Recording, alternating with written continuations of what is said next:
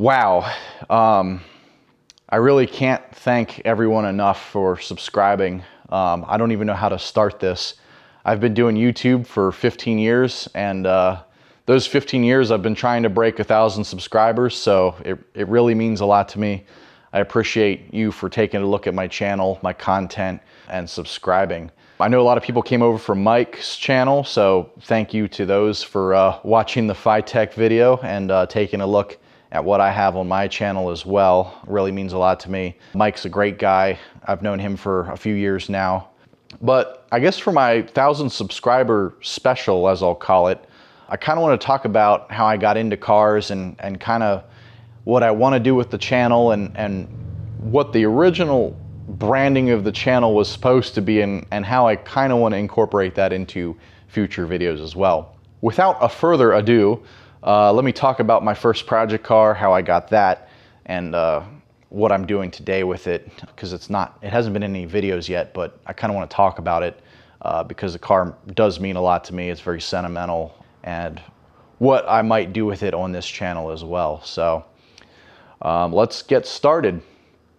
So from a very young age, I've always been into cars. I grew up in a Chevy family, if we want to start that war. As you've seen from this channel, I'm mostly still true to that, although I daily a Ford, which to Chevy people is probably a war crime in itself. But to further complicate things, I'm also a Chrysler K-car guy, which means I have a few Dodges as featured on this channel. I have 3 Dodge Shadows, which is a unnecessary and excessive number of unreliable, inexpensive economy cars. I guess I like putting myself into financial burden, but they're fun cars. It puts a smile on people's faces that had one. So that's kind of what I started working on. And the first car I got was the 1993 Dodge Shadow convertible, which you may have seen kind of in the background on this channel. It was also the Dodge Shadow that was reviewed on the regular car reviews channel.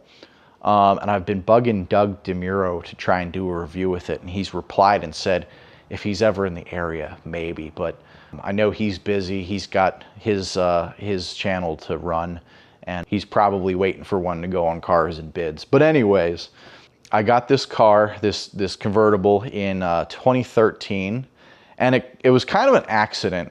I had always wanted to get a project car, but I didn't know where to start. I was still living at home. I didn't want to disappoint my parents by bringing home some rusty muscle car that was beyond repair. So I just kind of kept the idea open, but I didn't really make any commitment to pick anything right off the bat, especially because I wasn't sure how to negotiate or deal with people on Craigslist.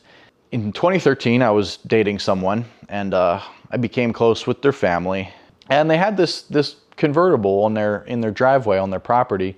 So I don't really think anything of it. I had never really seen a Dodge Shadow before. I'm sure I had seen one as a kid growing up, but by then they were kind of already at end of life, so they probably were still far and few in between then.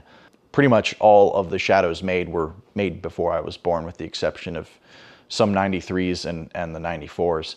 So November 2013, this girl's father is trying to get rid of it. And like I said, I really don't know anything about these cars, so out of curiosity, I asked him what they're worth and what they sell for. And he just blurted out, "If you want it, it's yours for $150. So I was kind of like, well, that's a great price. I don't think you can get a rolling chassis for that kind of money in 2013, let alone today with this economy. But I really dwelled on the idea. I was like, wow, that would be great to have, and it's a low risk purchase. It's cheap. If I can't get it running, it's not a loss. I could probably sell the engine alone for $200 or $300, maybe more depending on what the market was like. But I knew for a fact it was worth more than that in weight. So I decided to buy it a week later. I kind of snuck it over to my friend's house on the other side of the county. Didn't really tell my parents about it, but I kind of wanted to break the news to them. So I would leave the shop manual to the car out on the table and stuff in the house to see if they would inquire about this mysterious book. but they never said anything. So I started ordering parts for it. The starter shows up and a battery shows up, and they're kind of like, what are these car parts for? You've only had your pickup for like a year. Couldn't possibly need a battery or a starter. And so I was kind of like, oh, well, over at my friend's house, I got a project car we're working on. It's a Dodge Shadow, and I don't even think my parents really knew what it was. So that was kind of funny trying to explain this weird car I bought for $150 that supposedly runs but just needs a starter. They actually took it surprisingly well. I had always talked about getting a project car, and my parents were like, well, you don't want that. That's a money pit. That's expensive. But I guess they kind of respected that initiative that I wanted to start something like that. So one of the other known issues with the car was that it leaked coolant, but the location of the leak was unknown. So right off the bat, I was like, well, I kind of want to take the engine out and see how it comes apart, and maybe the gasket's bad, maybe it's a hose, but there's no evidence of a leak. It's just there's coolant residue on everything, but it's not coming from any specific place. So early on, I was trying to figure out where to work on this thing. Winter was coming, and I didn't have any place to work on it inside, and I didn't really feel comfortable working on it at home because, as patient as my parents are, I didn't want to burden them with my first engine pull in their garage, especially since the garage was actually used to park their cars at the time. So my old high school tech teacher was really nice. I had reached out to him and a few others to see if anyone had any garage space or knew of anyone that had garage space to work on a car for the winter. And since his Corvette was in the shop, he actually offered to let me use his garage until his car was fixed, which I think was about a 4 or 5 month window. And I felt pretty confident that I could at least get the car back together as a roller in that time if I couldn't get the problem fixed or if I couldn't get the engine to start. So I accepted his offer and rented a second U-Haul to move the car over to his place. Got the car parked in there, bought an engine hoist, bought a Husky 268-piece toolkit.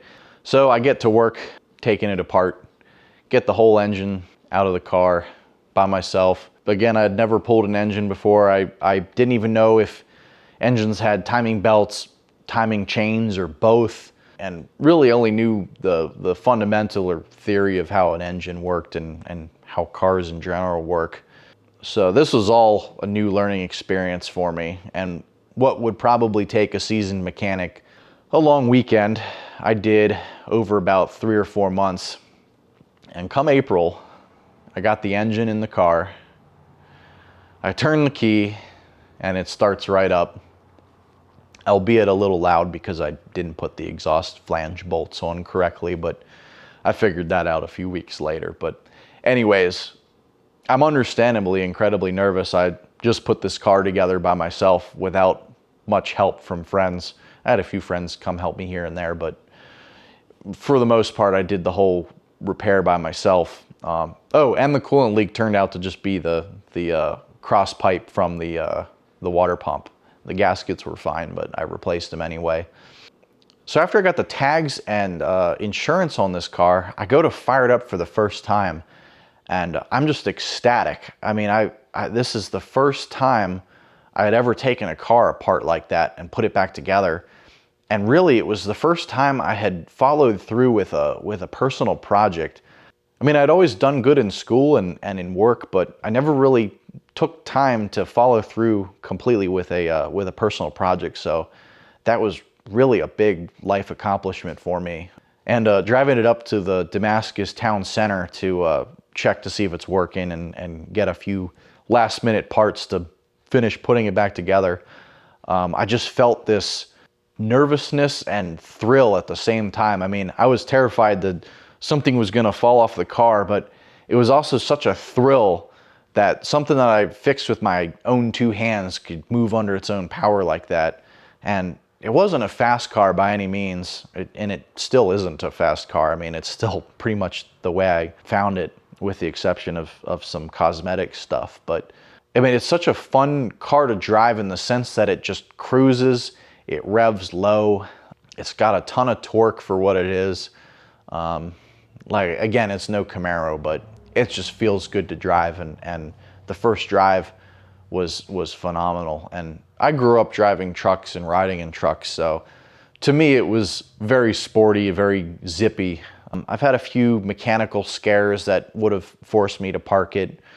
I had the wheel fall off of it in 2016. The bearing seized up, and I had never dealt with a wheel bearing before, so I'd never thought to check those kinds of things. And because it had historic tags on it, it never needed an inspection or anything like that.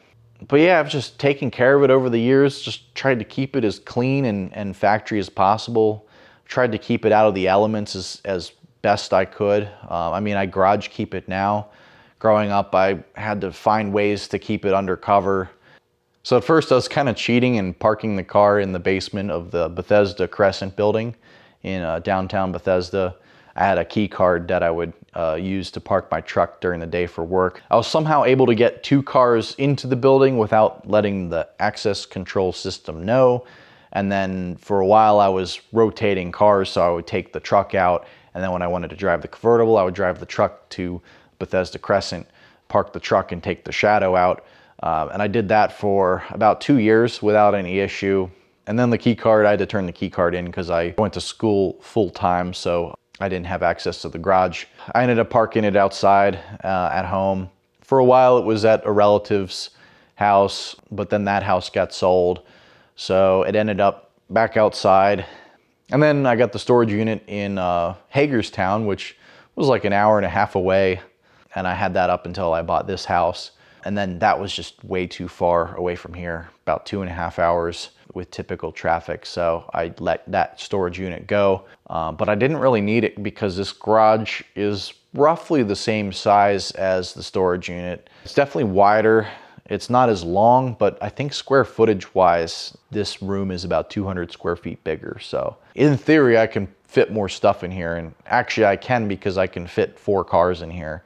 Whereas there, I could actually fit 4 cars in there, but I would have to like climb out of the windows. And I did it for a while, but it was just not practical. And you know, I'm getting older. I could do that for a few more years, but going into my 30s, I didn't want to be doing that anyway. So the best solution was to just buy a house with a garage, and that's what I did, and that's where I am now. And that's kind of also been a dream of mine, is to own my own house. And I'm very fortunate to have done it in this economy and in this housing market. And it is a grind. I mean, it's not cheap, but it's not unmanageable either. I've been fortunate enough to have a job that pays where I can still enjoy the hobby and still do some home improvement and pay the mortgage and the bills and insurance and all that. So that's kind of where I am from the perspective of that car. I don't foresee selling it. It's got almost no rust on it. So about 1.5 years or 2 years after buying the car, the relationship kind of soured, which was unfortunate. But in the long run, it was worth it, because if I hadn't bought this car, I never would have met all these people. So it's interesting to think of a life without that car and without those people. So for those reasons, I've never thought about selling the car, and I really don't want to. So I've been very fortunate to have a place to keep it, and it hasn't been put in harm's way or anything like that. And I don't drive it as much as I used to, because I live down in Virginia, and I pretty much have to go on a highway to get anywhere, so I would really hate for anything to happen to it. I try and keep it in the garage as much as possible, but of course I still take it out and enjoy it and drive it. It is hard because the car means a lot to me, so I don't want anything to happen to it. I don't want anyone to hit it. Unfortunately, way too many of my friends have been rear-ended or T-boned from inattentive drivers in the last year alone. So it's really upsetting to see the world that we live in. People just aren't paying attention anymore.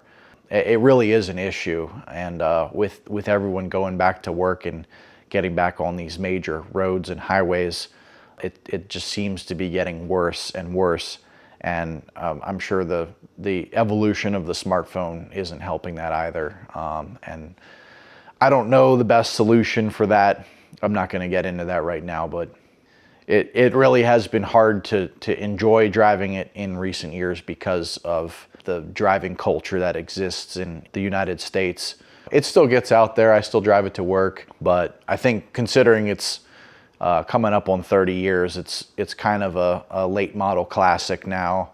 So I've been trying to treat it as such and keep it in the garage, keep it detailed, keep it on a trickle charger, all that.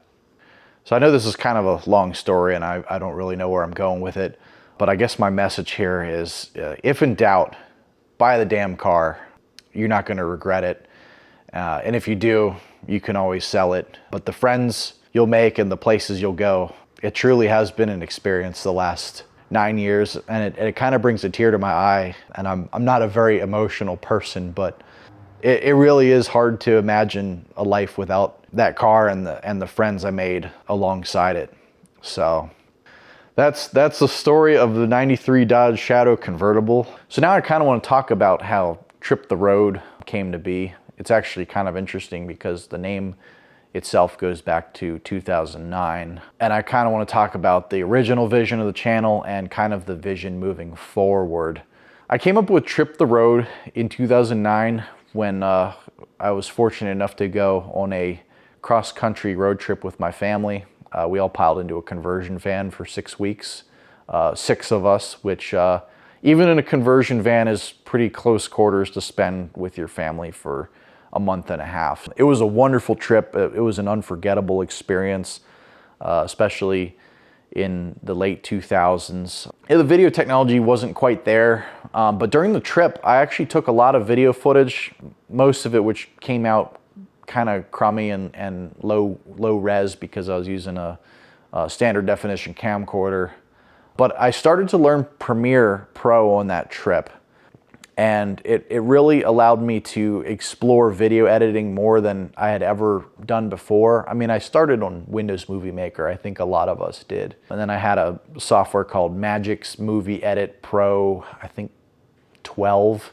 And that program was interesting. It kind of had the convenience and ease of Movie Maker with some more advanced features from Premiere. So I used Magic's for about a year, but I outgrew that pretty quickly in favor of Premiere because I wanted a few extra features and the ability to use a few other file formats that Movie Edit Pro couldn't use. It was a pretty steep learning curve. I mean, if you've never used it, it's not the easiest software to pick up, but if you've used a video editor, the basics are pretty straightforward, but there's just a lot of control, so it takes a little bit of getting used to. But yeah, I had a lot of free time on that trip sitting in the van, so I learned a lot of the features. I was also lucky enough to have an air card, so I was able to go on the internet and learn how to use Premiere while in motion, which was pretty unusual in 2009. I mean, I know we had smartphones. I mean, it was like the start of the smartphone boom, but I don't even think 3G had been rolled out fully yet. I think that was a 2G air card. Anyways, I did take some videos on the trip. I re-uploaded some of them to this channel because that was kind of the original idea is, oh, I'd go travel to new places and narrate about them like I do my car videos. But I just didn't have the time to travel and traveling's expensive. I didn't have the best camera equipment to capture scenery in motion. I mean, I have this wonderful Sony Alpha 6000 that overheats every 15 minutes, but the steady shot on it's not the best. So getting good scenic content was just not in my scope at the time. And there was a ton of other people doing it. You got these bloggers and stuff. So I kind of want to fuse the two together in the future, but I think I need to have a larger audience to make that happen realistically, because right now I'm doing this on my own spare time. I'm not getting ad revenue, and I don't see that happening for a while longer. And even when it does start happening, it's not going to be enough to pay for travels. So there's actually another Trip the Road channel that I got locked out of, and of course, Google makes it incredibly difficult to go back and log into these older YouTube channels, and I've tried all the tricks that are listed and I just can't get in. I remember the password. It's a 4-letter password. I'm not going to say what it is, but yeah, it's unobtainium. So if you do come across the other channel, yes, that is also my channel, and it has been abandoned since 2009 or 2010. I know when they rolled out the Google Plus nonsense, I just didn't keep up with it and I lost access to it. And then when I wanted to rebrand from my other channel, which I'll link, it's just my name, Neil Caulfield, I still couldn't get into it in 2014, I think, so I just created a new one, which at the time, YouTube actually made it pretty easy to make a second channel under your same Gmail account, so that's essentially what I did. This channel has also been a huge accomplishment, and again, 1,000 subscribers is a big win. But that was another thing, is learning how to edit over the years. I always like to think I've made good videos, but sometimes context is everything, and sometimes just editing a compilation together of RC cars shooting rockets off the back, or a time lapse of something, it doesn't have a specific audience. It's just I enjoyed those things and wanted to put them out there, and of course people enjoy them, but getting a regular audience is a little bit more difficult and a little bit different. So this really has been a huge accomplishment, and moving forward, I really do hope to put more videos out there, and it really has been an experience so far. I've been lucky enough to meet Mike. I met him after I started this channel. He has helped me a lot with my channel and given me ideas and being on the channel. I've always wanted to do this ever since YouTube became a thing, and I really hope to keep making videos. I really like doing this. So I really don't know where to end this video. I know I've been telling a story for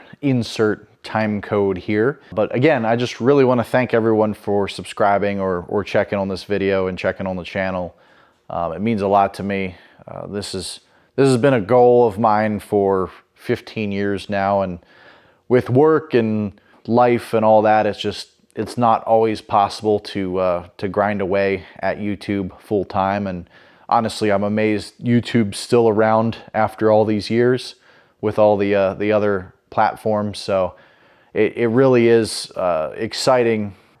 I'm going on another tangent. We'll see ya in the next video.